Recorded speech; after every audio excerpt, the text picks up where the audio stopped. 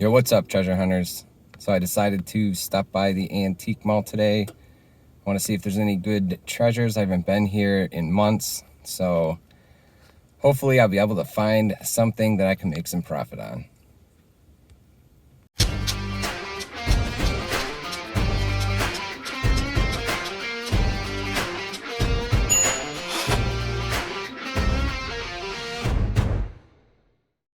So here we are at the first booth, and immediately these two pieces of studio pottery caught my eye. They were both very similar, obviously, and they are signed on the bottom, but I was completely clueless on what this said. They're only $6, which is a really good price, especially at an antique mall. That'd be something I would think that a thrift store would have these priced for. But seeing that I had just gotten there, I didn't pick these up, and then I didn't come back for them because I completely forgot about them. So I probably would have made that purchase if I would have remembered to go back to this booth. And I also noticed this porcelain vase here, but it looked a little more modern than I would have wanted. And there were no markings on the bottom. And here you can see, this booth had a whole array of different types of items, but nothing really stood out to me as a great buy. And here's the next booth that I went to, and they had some cool stuff hanging on the walls and some old bottles, some old tools. But what grabbed my eye is these old pulleys, and I actually have a couple of those that I got out of my grandfather's barn, and I was interested enough to check out the prices on these because I probably would have purchased them if they weren't too expensive, but they were priced at almost $60. This frame grabbed my attention, but it was just an old photograph of a band or army, I can't remember.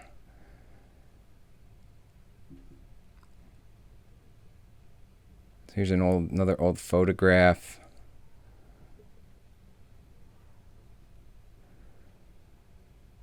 And then we have some old toys and boxes, and then here are some more pieces of art.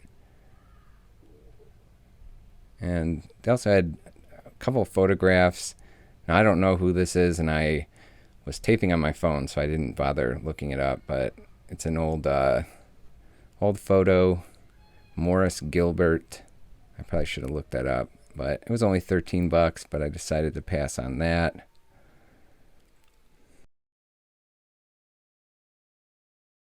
And then there's another old photo here, signed by Enrico Caruso. But again, I didn't really know price-wise if I could actually make a good profit off those or not, or if they were collectible. So the next thing here that I saw when I was walking by is this old lamp, and this is actually a Weller lamp, but that was priced up at $99, and I didn't think there was too much room for me to make profit on that. And then the chandelier caught my attention too. It looked like deer antlers, which was pretty cool. But as I looked around, I found this box of art, and I actually sold something super similar to this piece behind the first piece, and that is a Chinese, like a vintage Chinese embroidered piece. I actually sold a pair of those, but it was priced a little too high for me to make that purchase. And then here's another view of that, and it was $12. I think I got the other ones at a thrift store for $4 or $5. The piece right behind that was a decorative piece, oil painting. And then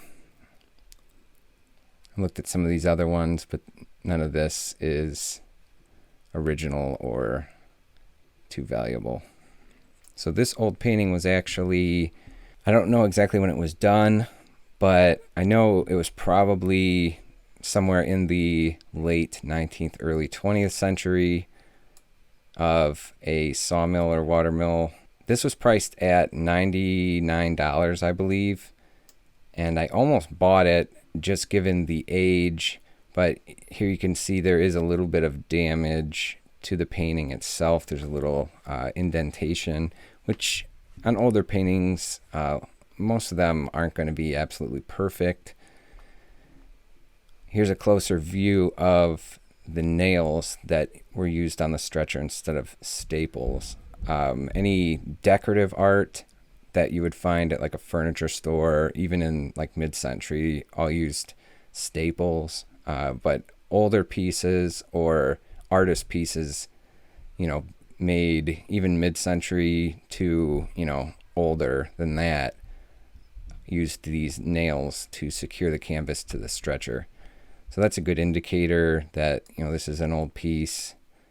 And also it's kind of looks like it needs to be cleaned. It's a little, I don't know, dull. The colors are a little bit dull, but I liked the overall look of this, especially with kind of the sun setting or rising, I'm not sure, in the back, that red hue. I tried to figure out who this artist was, and if I could have figured it out, I would have probably gone back and made this purchase. So if I end up IDing the artist, I'll update you in a later video. So when I was walking by this booth, what caught my eye is this easel, and usually that's to showcase art that has some sort of value. And the funny thing about this is it was done by Margot Alexander, and I actually found a smaller piece by Margot Alexander at the thrift store very recently. And at the thrift store, it was only $3.49. So I contemplated on picking this piece up, but I think it was just too pricey. Margot Alexander's work really doesn't fetch a huge amount of money. We'll pick one up for $3.49 like I did before, because I really only need to sell it for maybe $40 to make it worth my while, whereas this one was priced more towards, I think, $20 or $30, and now realistically would be lucky if I got $100 for it. So there's some other things on the shelf. Nothing that jumped out at me. I always check these Chinese vases to see, because most of the time these are reproductions. I do like to make sure that they're not a real old piece. It was only $5.66, which also tells me that this was likely a reproduction, especially if it's an antique store. And you can tell by the bottom here that just by the way the middle is glazed and how white and the porcelain looks, it's definitely a reproduction. So this had a whole bunch of stuff, and this jumped out at me because it is a metal sculpture. I thought it was pretty cool. It looks like a Hindu or Buddhist sculpture, probably Hindu. It was a little too pricey though at $19. I just didn't know if it was worthwhile, and the way it was made too, it looked a little, I don't know, a little cheap in the back. The way the metal was cut down, and it wasn't very detailed. So I left that behind. If that was only $5, I probably would have picked it up. Wanted to make sure there that knight wasn't a metal sculpture. It was just a composite resin.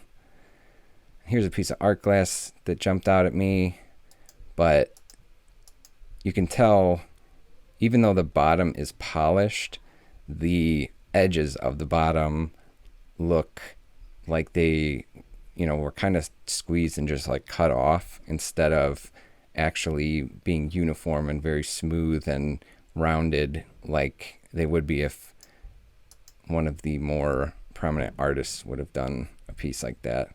Lots of crystal, lots of other types of vases I often see at the thrift store too. Still had a lot of Christmas stuff up during this whole trip. This Jesus lucite piece here caught my eye, and it was pretty nicely done, but seeing the sticker there, and then the edges of that weren't very uniform. As if an actual artist did those, then everything would be very uniform throughout. I wanted to take a look at these crosses, but those were just decorative. And there's just a whole bunch of other stuff to look at in this booth. But most of this stuff is pretty common. I see at the thrift stores a lot.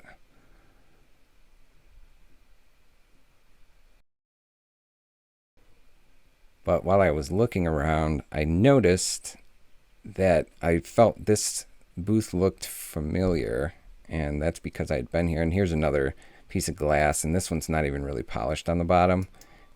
It's got some nice controlled bubbles in there, and I probably could have sold that for like 20 or 25 bucks, but again, it wasn't really worth it. And then I noticed this from my last trip. And sorry, my fingers, I'm too busy looking at this fish.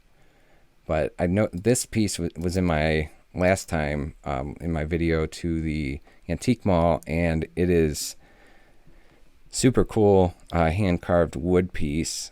It's really large, obviously. Before, this was kind of showcased in the middle on one of the shelves, so it stuck out, and I saw it when I was passing. But now they kind of put it off to the side for whatever reason.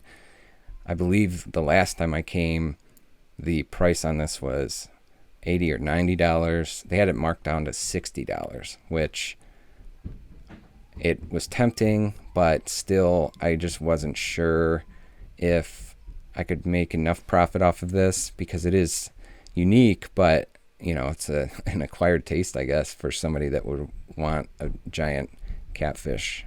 I couldn't find anybody to make an offer on this piece, and I ended up leaving without it. But when I go back, I'm going to check again. If it gets around the $40 range, I'll probably end up offering the owner of this booth $30, and I'd be happy with that.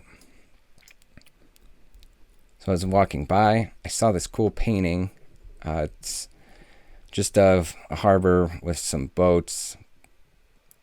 But this is also kind of decorative store art, and at $48, it just seemed way too expensive. I did do a quick search on this is signed Mana, and I saw some pieces done by them, but I bet they are somebody who has their work showcased in some sort of furniture stores, or Here is another booth that caught my eye just because the stuff looked pretty old, and especially too, vintage firefighter stuff tends to sell really well. And I saw this old helmet, but the only problem was the top part of the shield is missing, so I passed on that. But those can actually, if they're in really good condition, can fetch a good amount of money at auction or even on eBay. That statue there, I was making sure it wasn't wood or something, but it was just a composite statue or sculpture.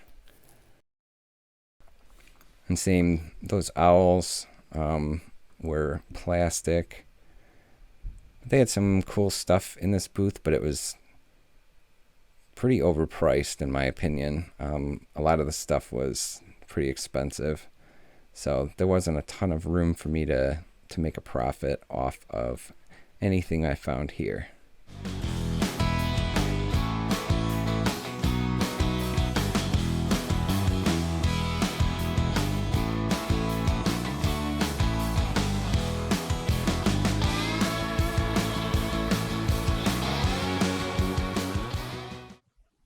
So that was my trip to the antique mall. I thank you guys for coming along with me. Let me know if you saw anything that I missed, because there is a lot of stuff to look at, and I don't always see everything.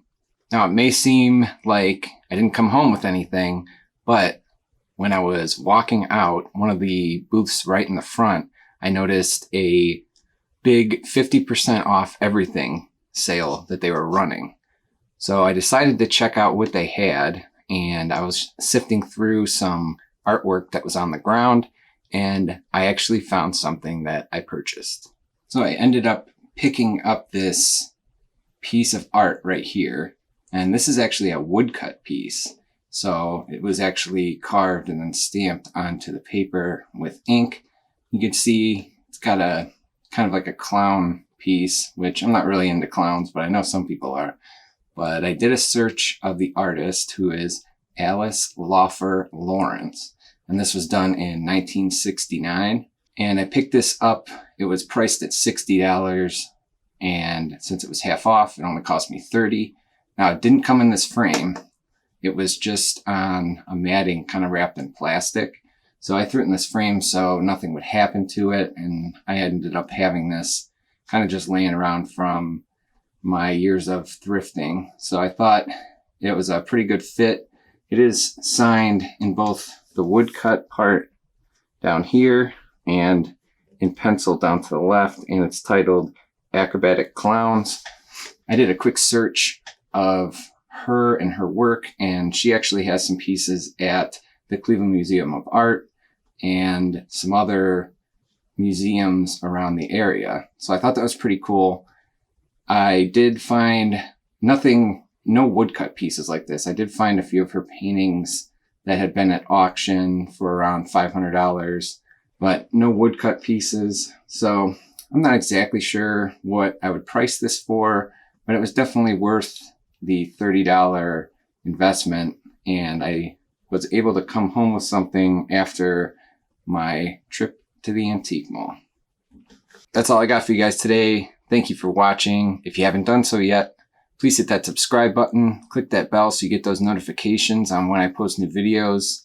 I've got a whole bunch of thrift store finds that have been piling up since the beginning of the year, so look out for a couple videos coming out soon about my different treasures that I scored at the thrift stores. I wish you all the best of luck, and good luck out there treasure hunting.